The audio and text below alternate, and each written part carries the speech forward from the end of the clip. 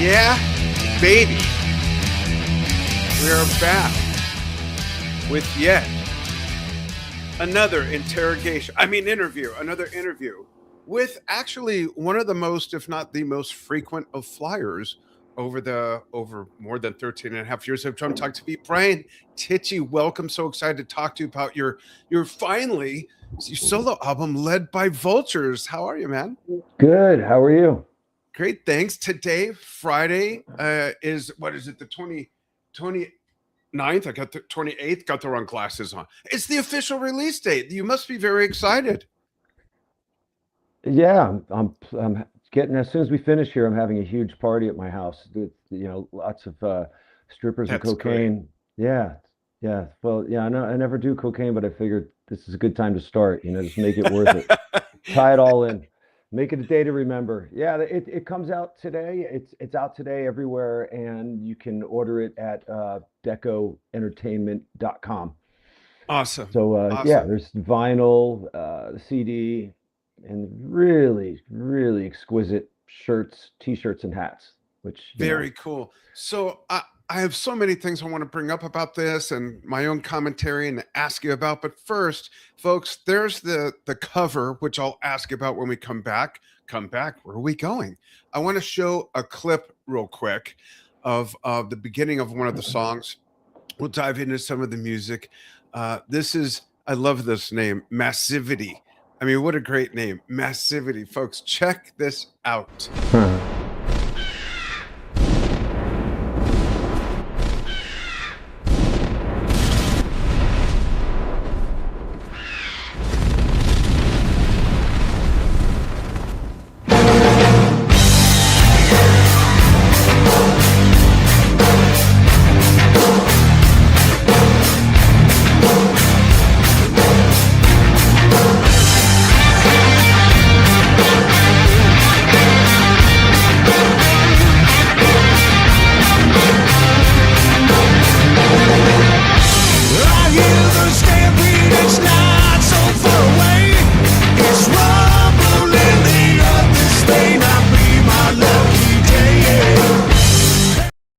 Lucky day indeed. Gosh, that thing starts out so compelling. It's funny. Stephen and I were just having a conversation yesterday, the day before, about how we both prefer videos that typically show the musicians playing. Remember back in the day, old MTV, it was always a storyline being played out and everything.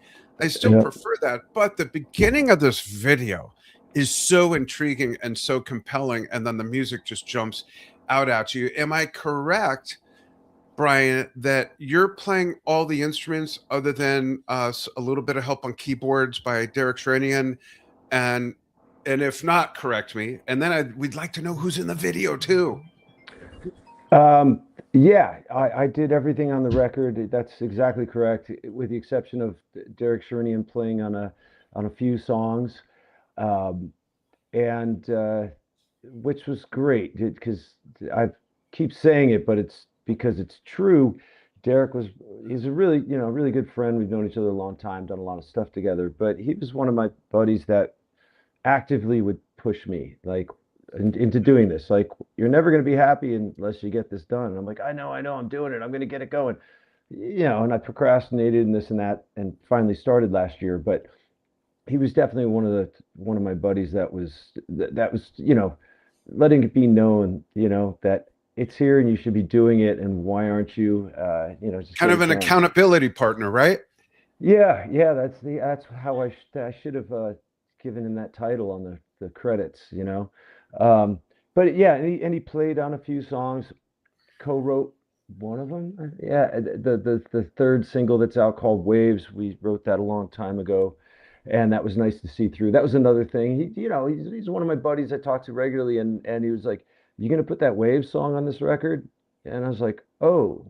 Yeah, because I was just thinking, oh, it'd be more heavy, aggressive, guitar driven, and that song's more, acoustic or whatever. And I was like, yeah, why not, man? That was it's a good song, and we put a lot of time into it a long time ago. So we redid the whole thing, and went back to the demo and didn't have demoitis, just more like, because that's so easy to do, but we had already put so much time into it so long ago that there wasn't much to talk about. It was like, we already discussed this, let's just redo it. And, made it sound better, I think, than the demo. And, um, but the other songs he played on, I wasn't asking him to play on them, but he, I guess, was, felt inspired enough to send me stuff back. I sent him that Massivity song. I gave him co-writing on that because the song was done, but there was no lyrics and melody, just the title, Hmm. which the title, by the way, I didn't think was a word. I just said it because it always sounded right.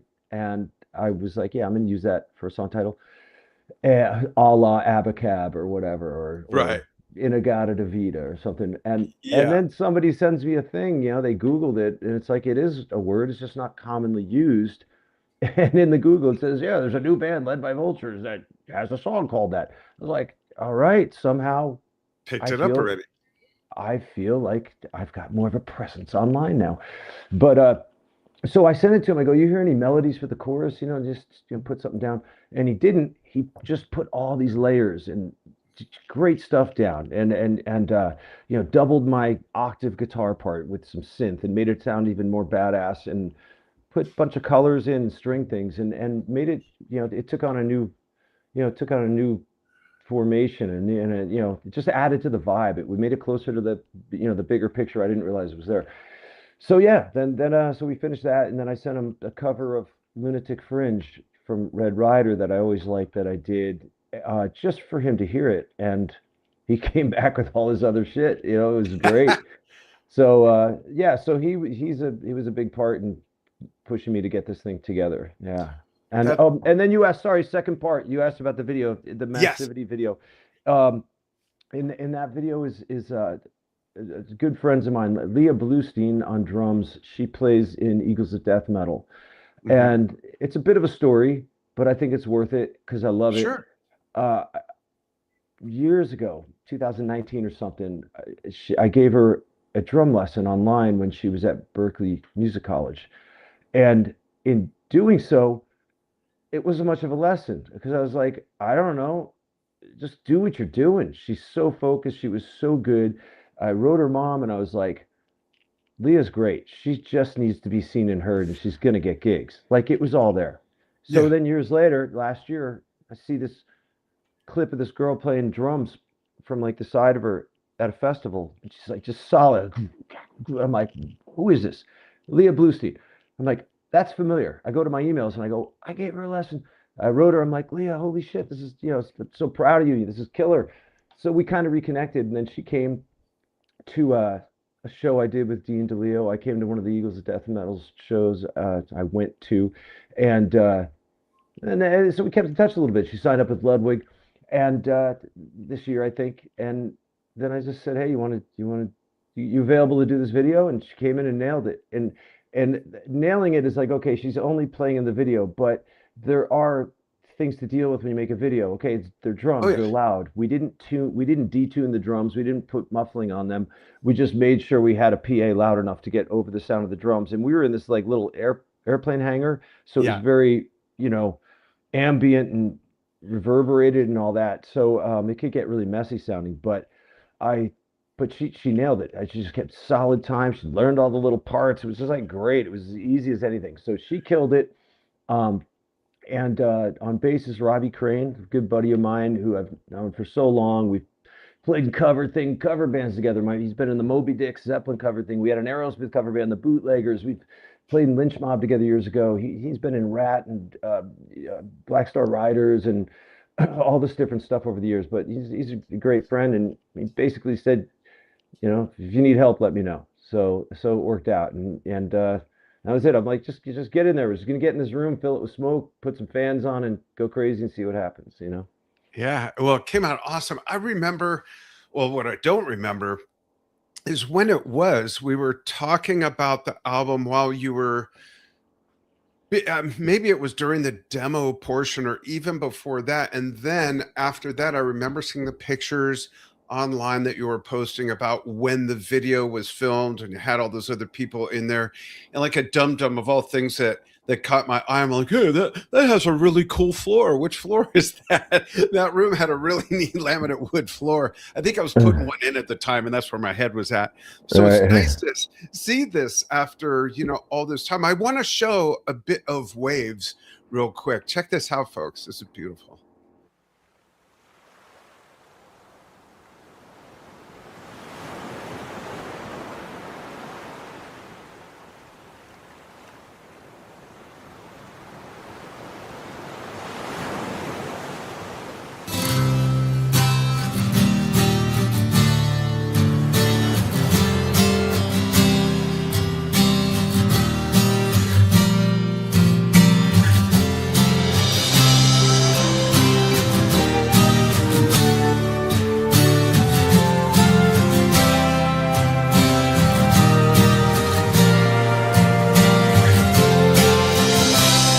I chase the sun straight to the horizon, and I see those clouds bringing the rain. I slipped away, but I can't go on denying my time is slowly ticking away.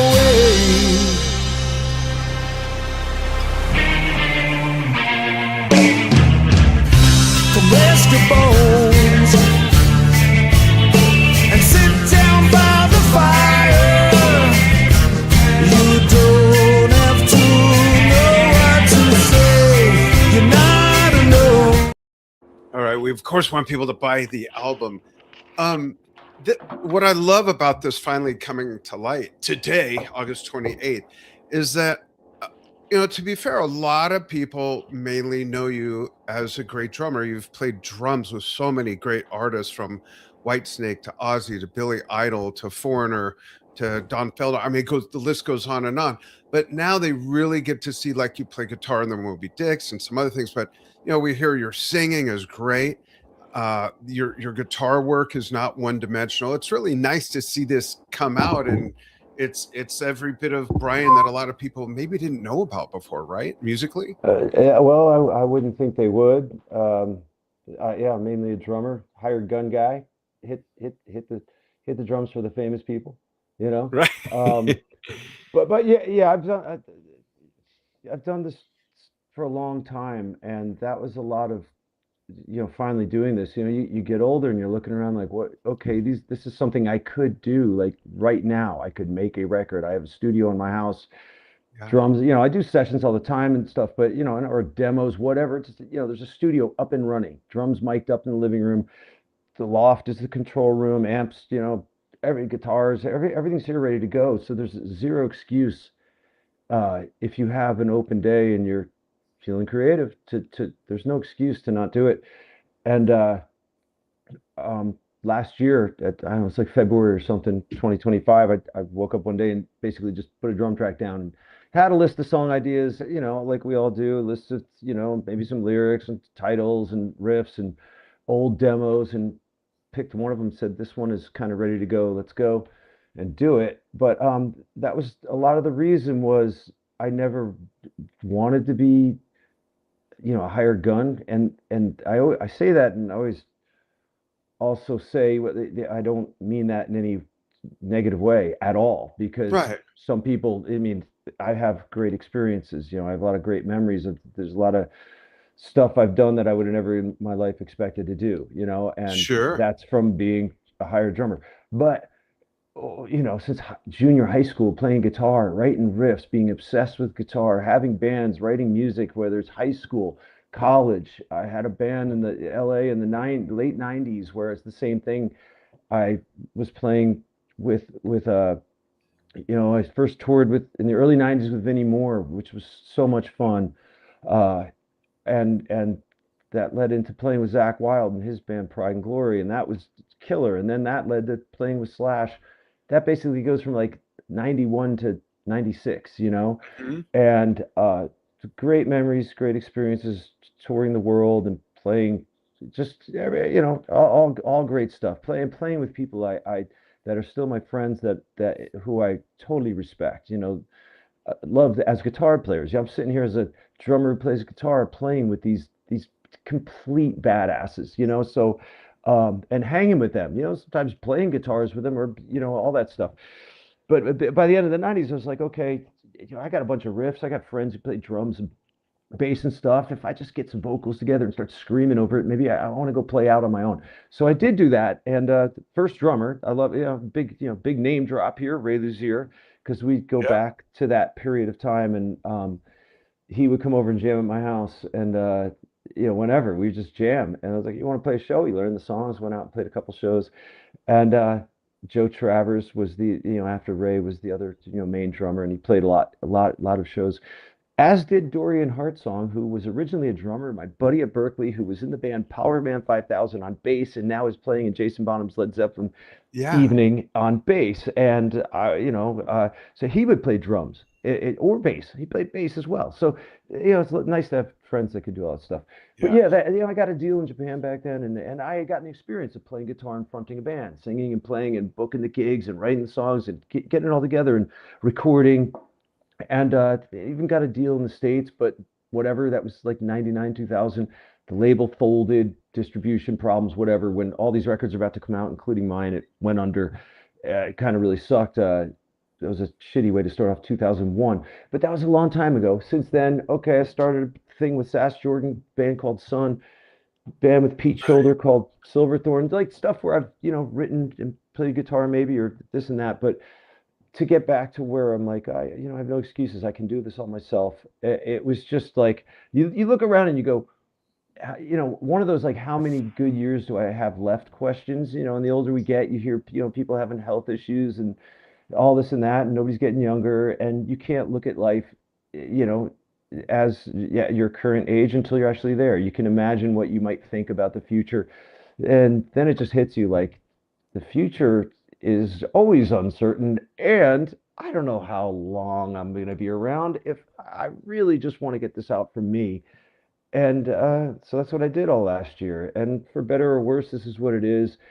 I don't expect miracles. I don't expect anything. It was just mainly get it out and let people know, anybody that cares enough to listen or pay attention or notices it, that I do all these things, and I've been doing it a long time, you know, Yeah. and hopefully you dig it. You know, I don't know, you know, flavors of the month or what bands are popular. I listen to what I listen to, and uh, I love heavy guitar riffs. You know, from the start of playing guitar, if you haven't, drums are the shit.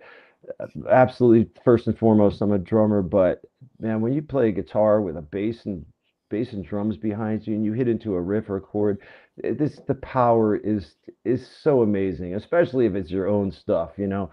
It's just a Yeah. whole other world, you know. At least for me, that feeling of Yeah. playing guitar, or when you put a song together and you have, you know, most of my stuff comes from, you know, guitar. It's mostly based on, you know, around writing on guitar. Hmm. Regardless of if you have a song title or a lyric or whatever, it's usually like I just want to write that kick-ass riff, you know. and Yeah. uh, and when you put it down, you know, you get the drums down for you, get the song to a place where you know you're going to put drums down. That's where it becomes super fun, because you've actually taken this little idea and find, you know, and seen it through, where you, even if you don't have all the lyrics or all the melodies or whatever, you've got this bed of music and you can go put your drums Yeah. down. The fun starts. I mean, the drum, it's awesome. Play. I love, and I also love engineering and recording, like the whole art of putting sounds together and getting a good drum sound. And how do you get that drum sound that might sound good on its own to work its way all the way through all the instruments being added, and in the final mix is that Yeah. snare crack there, you know, because that's not easy and it's super elusive. And that's when we Yeah. listen to our favorite drummers or sounds that stand out, and we go, that guy's tone, whether it's a Bonham or a Van Halen or a Copeland Hmm. you know, go down the list. You know, a Bruford snare. You know, Yeah. I'm a snare geek, so we can talk snares Yeah. all day. But how did they get that all the way through the mix and it's still there? Because it's so easy to lose things in the process. But I love doing all that, you know, and I love tracking guitars and getting tones, and yeah, it's all fun. And like I said, I have no excuses. So it is what it is, and it's just stuff, either it's probably half old, half new. I wanted Uh, it to be all like new music, but in going back and going, well, this song was always kind of cool, and I finished that demo and it's sitting here. Okay, just because it's not new doesn't mean I shouldn't address it unless it's not right. something that jives with where I'm at now. But um, yeah, like I said, Derek Sherinian was like, "You can do that Wave song." I was, yeah, cool, Yeah. let's do it. The other song, there's another. The first single we put out, "Get It Right," was another real old song, and that was another buddy of mine who became the co-producer through all the back and forth making this record and having an input and having a knowledge of all these old songs because I used to send him a lot of old demos and stuff over the years. And last year he's like, "That Get It Right song, man, you got to put that on the record, man." And I listened to it. I'm like, I could update this, and I really didn't change anything on it. I just made it sound better. And I was also looking for something to start the record off that was simple and powerful and heavy and chuggy and all that, and that seemed to work. So yeah, I just I don't know what if this stuff fits in musically with anything. I just know I grew up on Sabbath and Zeppelin and Van Halen and Kiss and Aerosmith and guitar riffs and you know Yeah. so that's kind of where it comes from. It's really cool. And before I ask you a production question that I've been wanting to ask for a while, which would be a fun topic, um, I love that you do give this shout out to the past experiences, and I'm sure you picked up all kinds of knowledge, whether about playing, whether about staging, whether about the business, whether about travel. Let's not forget Gene Simmons, who you've been playing with on and off as well. Just a lot of greats to pick up some of their pixie dust that falls off of them. But my production question is, for example, if we take the song Waves, when the electric guitar comes in, do when you compose a certain amount of the song in your head sonically, do you have, like, for instance, as that an example, do you have that sound in your head, or do you ABC test different sounds and fart around and go, oh wow, that'll fit perfect? Or what's your process like, and does it vary? It totally varies, but usually you have usually there's a decent clear cut picture of um, where the song should go based on whatever you Mhm. started with. Some songs are no brainers, like like that, like a Get It Right song is just a heavy dun, dun, dun, dun, dun, dun, dun, wow, no, no, no, no, no. It's like, okay, that's gonna be cool like that. You write a couple other parts, but it seemed like that song shouldn't stop driving. That just Yeah. seemed to make sense. Like, why would you mess with that? That's just keep that going.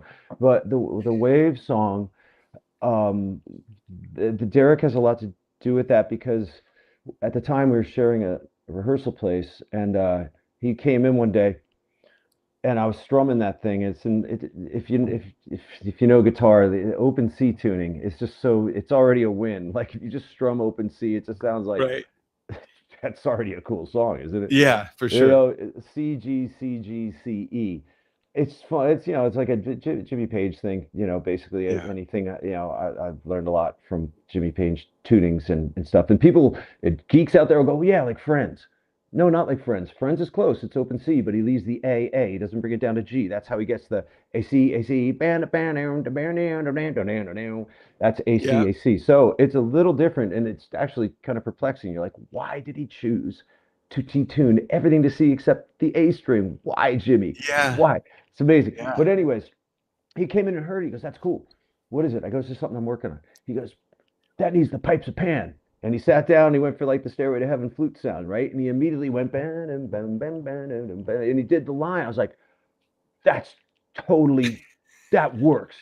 Okay, Yeah. what do we do with this? And I might have had the chorus because the chorus words and melody was just so no brainer that it seemed wrong. It was like I always wanted to change it, and when we went to redo it last year, I was like, "Oh, screw it, man! It is what it is. It rhymes. It seems to make sense. It fits the vibe of the music. Just leave it." But I rewrote all the verse lyrics and all that stuff. But anyways, that was that. So when you ask about the other guitars, it seemed like we were like, could we go somewhere else for a chorus? And it was like, no, this progression should just be the verse and the chorus, and just change yeah, the verse melody into the chorus vocal. And with that, I was like, well, it should get big, right? Yeah, because that chorus could really be big. So let's just add an electric guitar in there. And it was really that simple. And we got to the bridge, like, what could we do? And I was like, what if we go to this chord that hasn't been used at all? Total like left, out of left field. He's like, yeah. And then he just went, "Bah, bah," and he did these intricate chords that I can't play because I'm in an open C tuning. So he's showing me what they are with these suspensions. And I'm like, dude, I got to reach 7 frets to get to Yeah, I these was things. gonna say your fingers all contorted. But I watched him play it. I went, yeah, yeah, okay, that. And he went to the next chord. I'm like, oh yeah. He went to the next one. I'm like, that was the logical place to go. He went to the next one. I'm like, that's where it should be. Next one, yes. Finish on the 5 chord leading back to the root. I'm like, and he goes, and we go, whatever. He on the spot. So it was like always Wow. that. It was really nice, and so it's just really nice to see that through. And there is a rotary guitar. That was another thing that just came up, like inspired from whatever he was inspired by.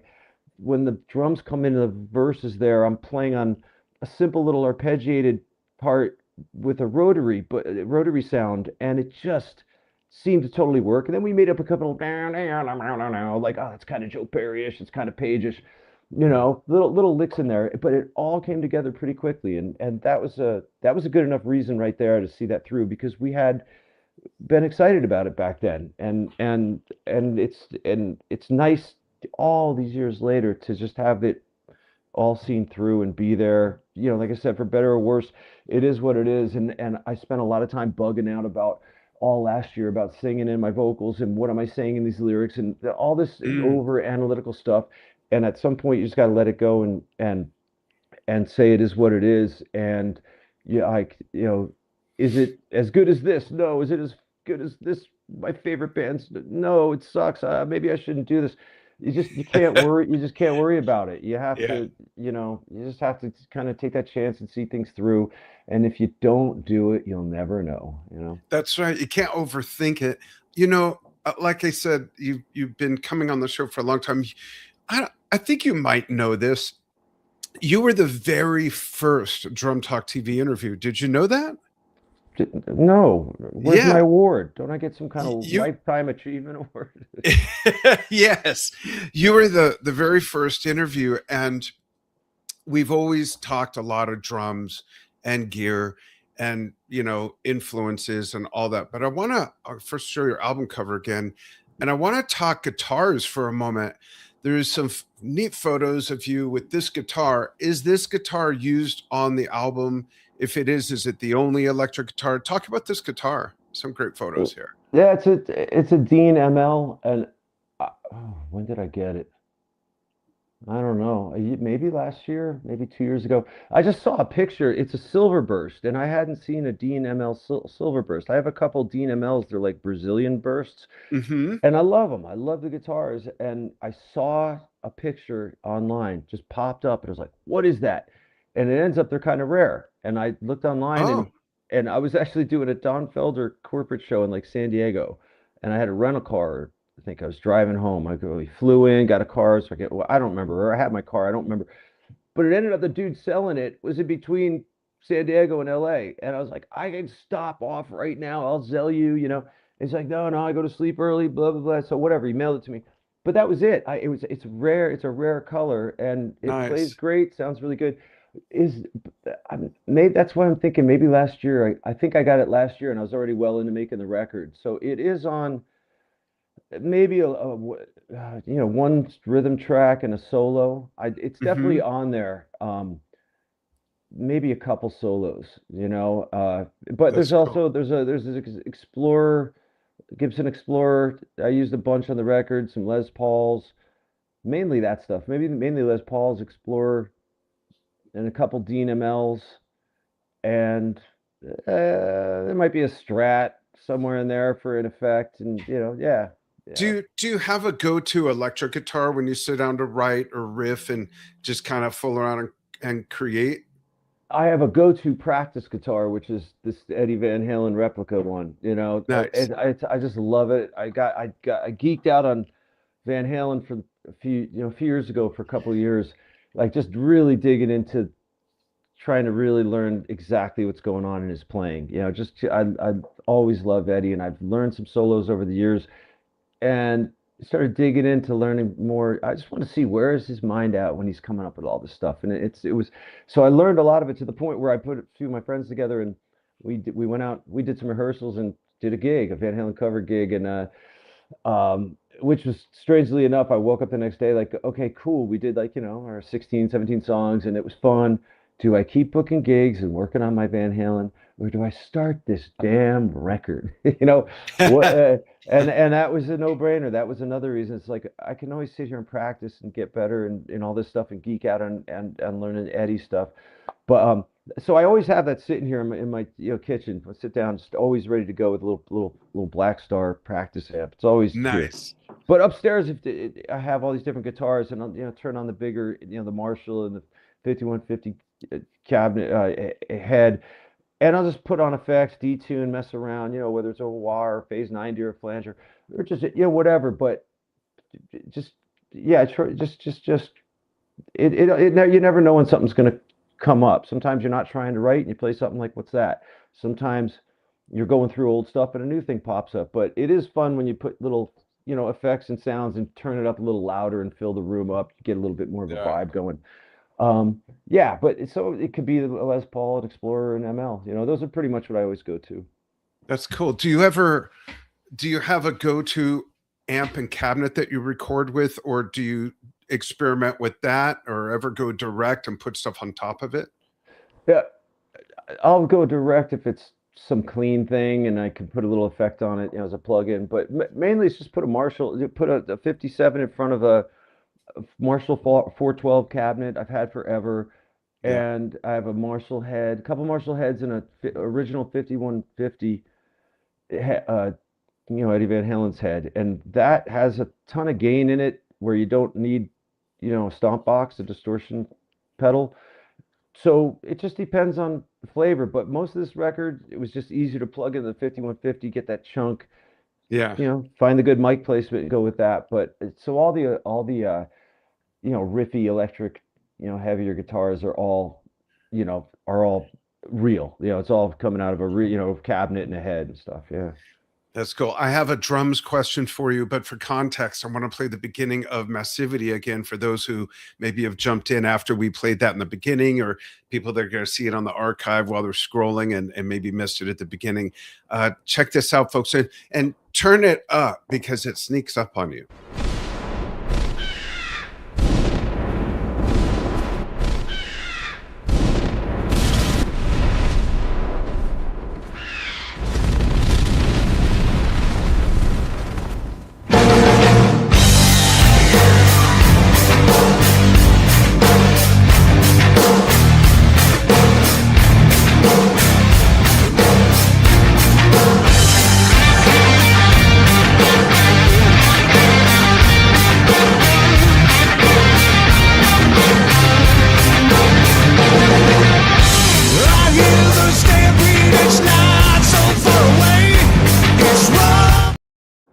I just fucking love that sound, man, of all of it.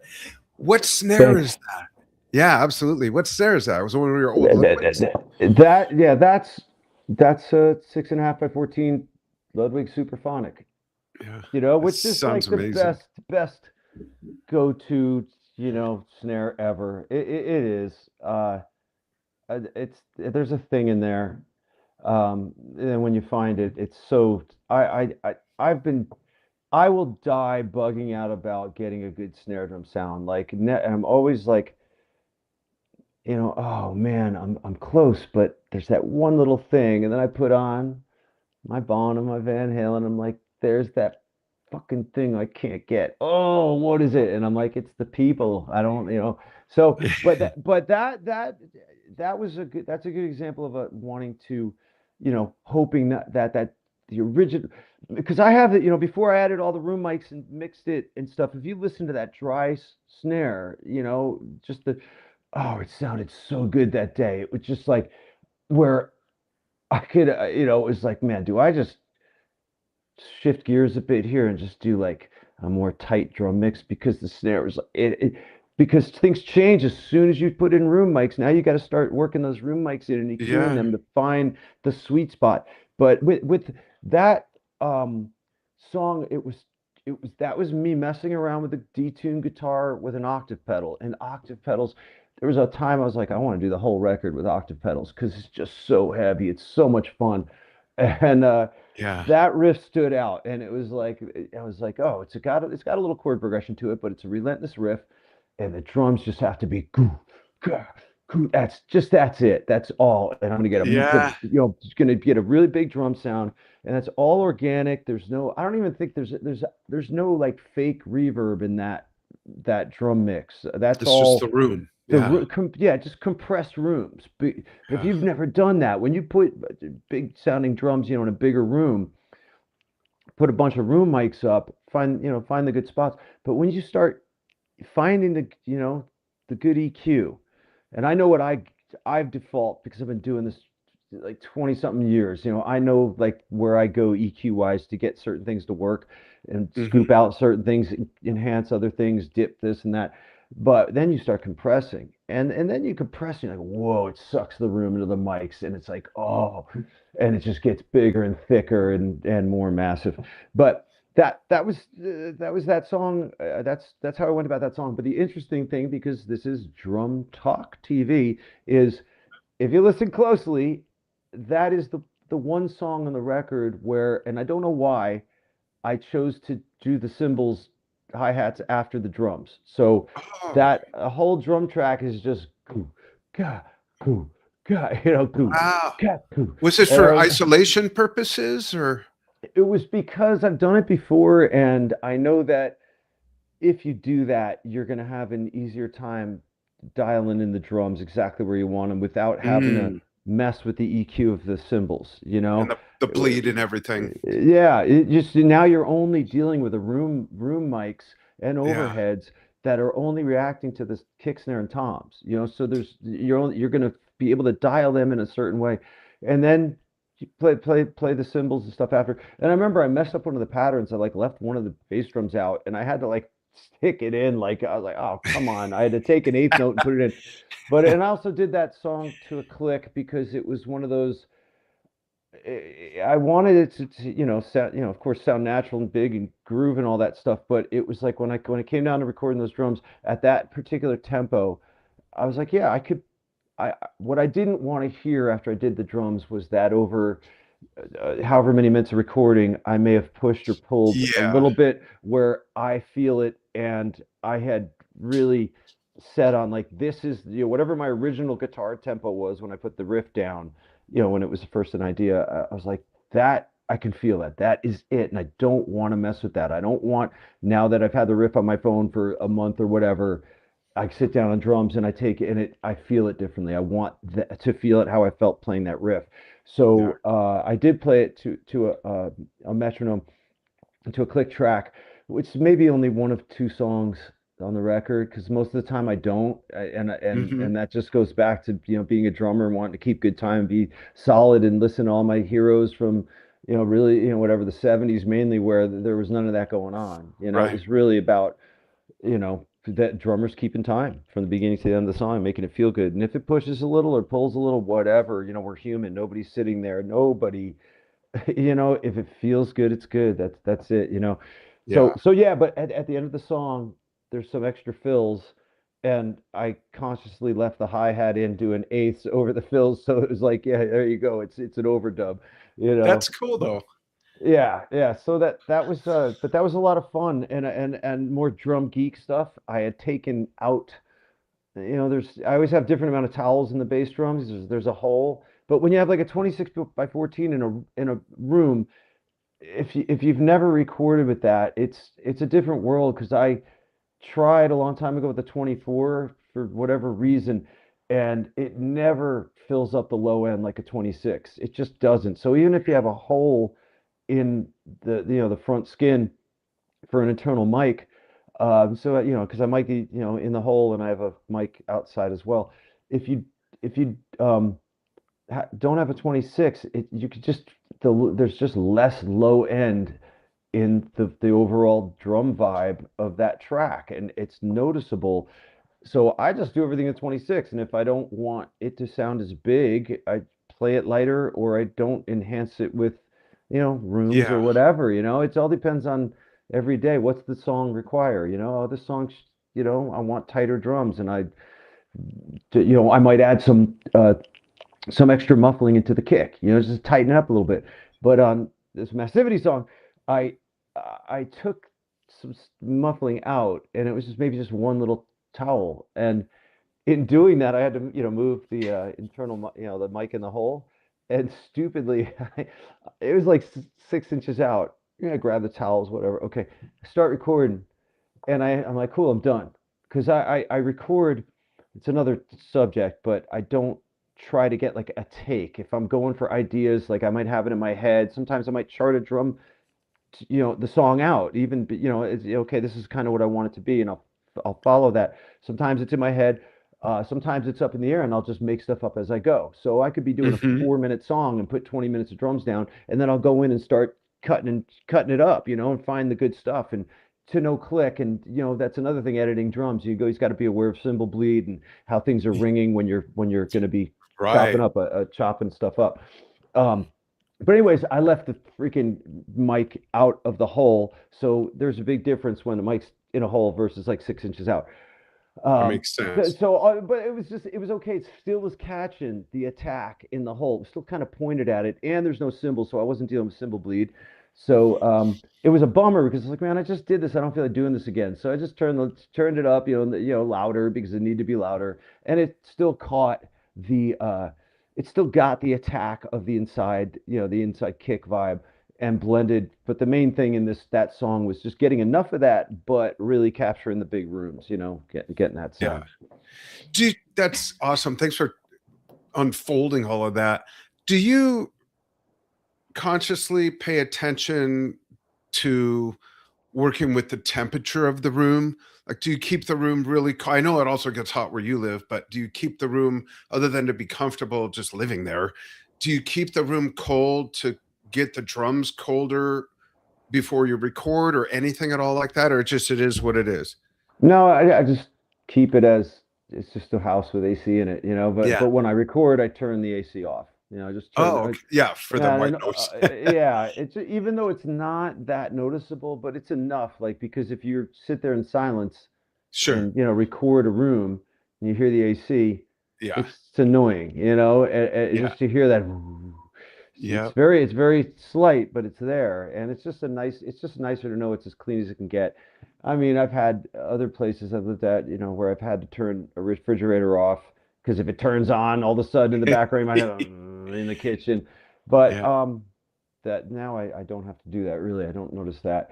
But yeah, I just Cool. turn it off. And if it's in the summer here and it gets hot, okay, after a little bit, hopefully, whatever. You just get it done and then turn the AC back on. But I Yeah. don't worry about it as far as like, does the temperature affect the tone or this or that. It's Mhm. for guitars, yeah. As soon as you start playing a guitar and the neck heats up, your tuning's going to go out. So that's why you always rub the strings to the neck and start adding heat to it and Yeah. tune up, and it takes a little bit for the guitar to get, to, you know, acclimated to, where it's going to be recordable and stay in tune. Yeah. But That's no, cool. drums, no, just tune the drums and hit them good and mic them. And Yeah. hopefully they sound all right. Yeah. So what's next? Are you gonna do some local gigs in LA? Are you gonna tour? It's not like you don't have a handful of connections. Yeah, we're in such the whole business is so different now. This record, I didn't even bother going to like labels when I had a bunch of this at the end of last year. I Yeah. didn't, because I kind of knew where I'm at. I know I'll get, maybe if I got something, it's going to be small, and now the label owns the master.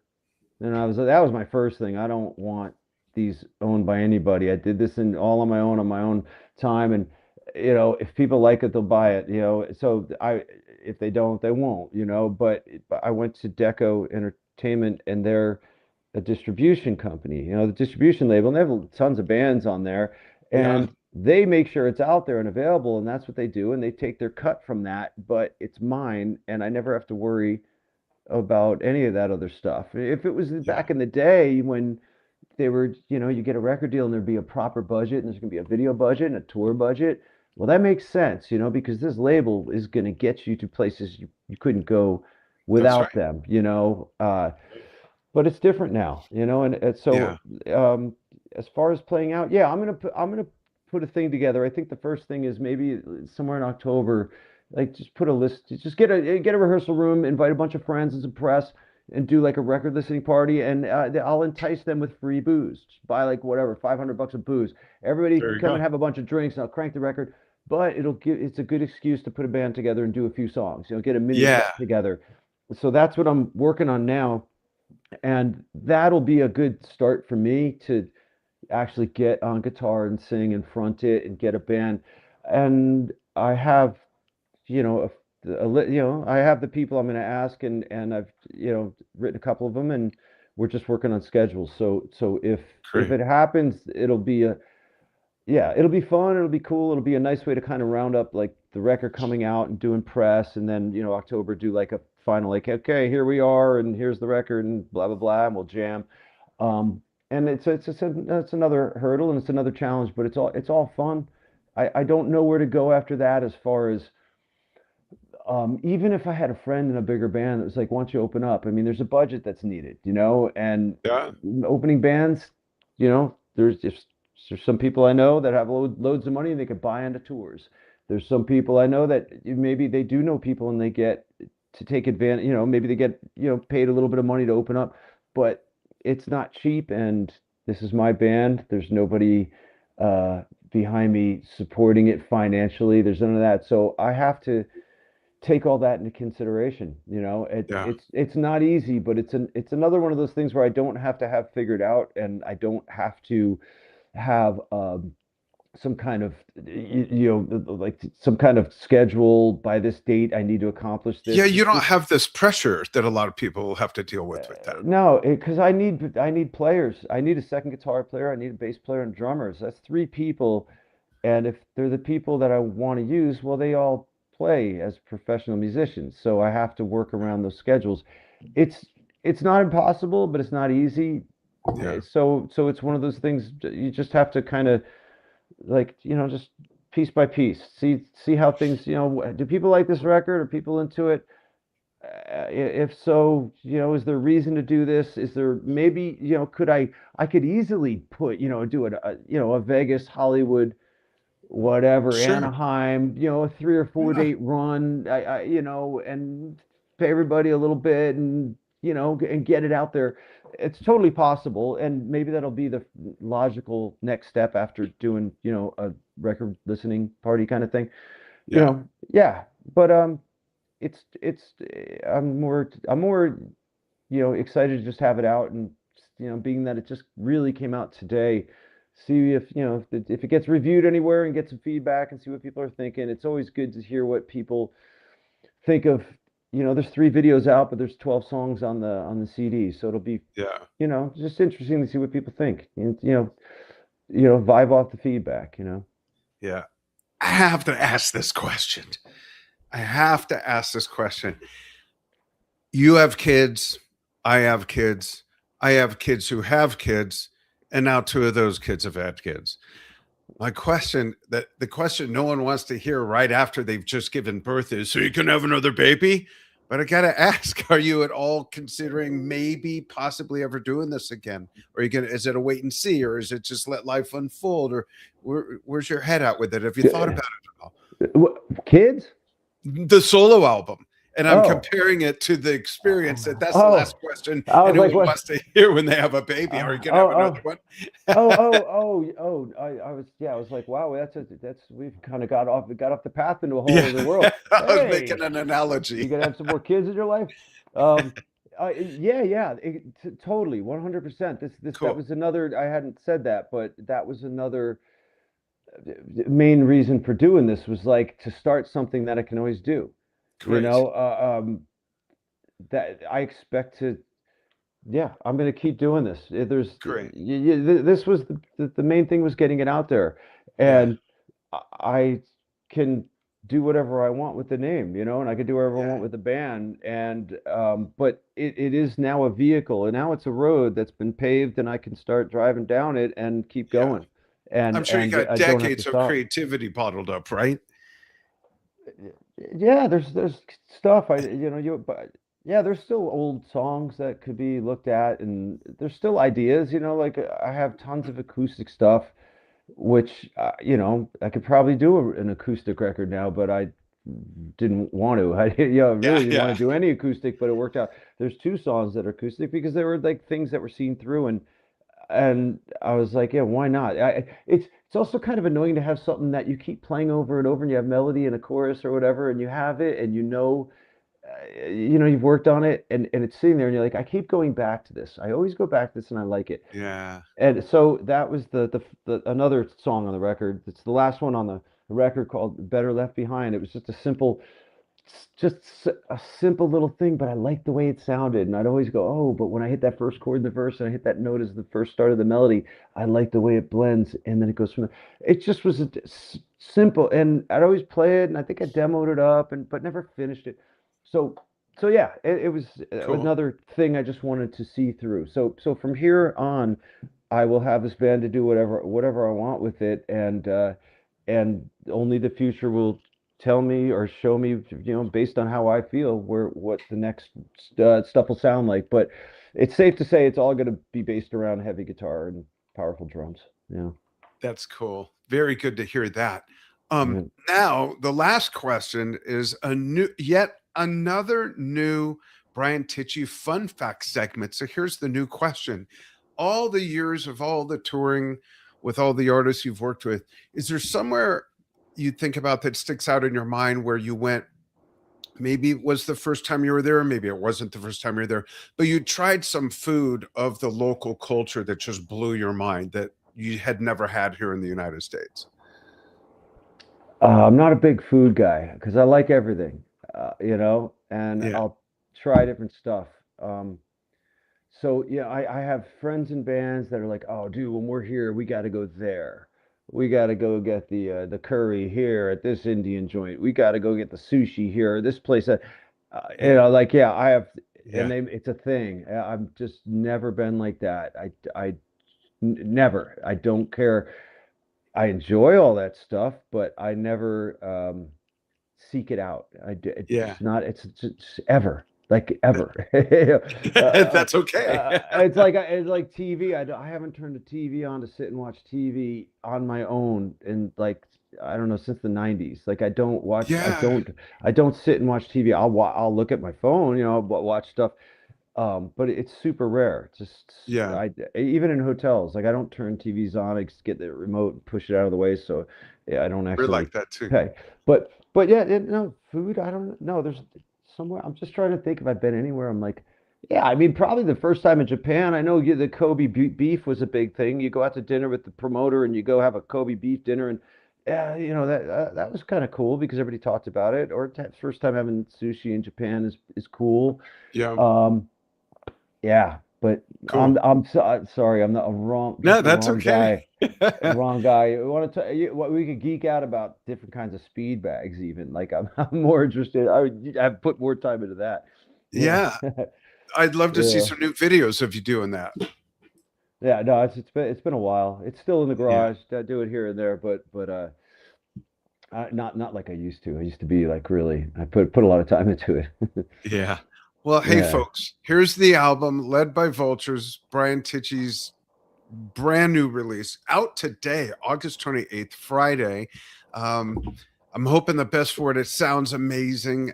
And congratulations. I know that this was gestating and being carved out for a very long time. And it's nice to have this moment with you to talk about it. No, thanks a lot. Yeah, I'm just glad it's out and it's done, and even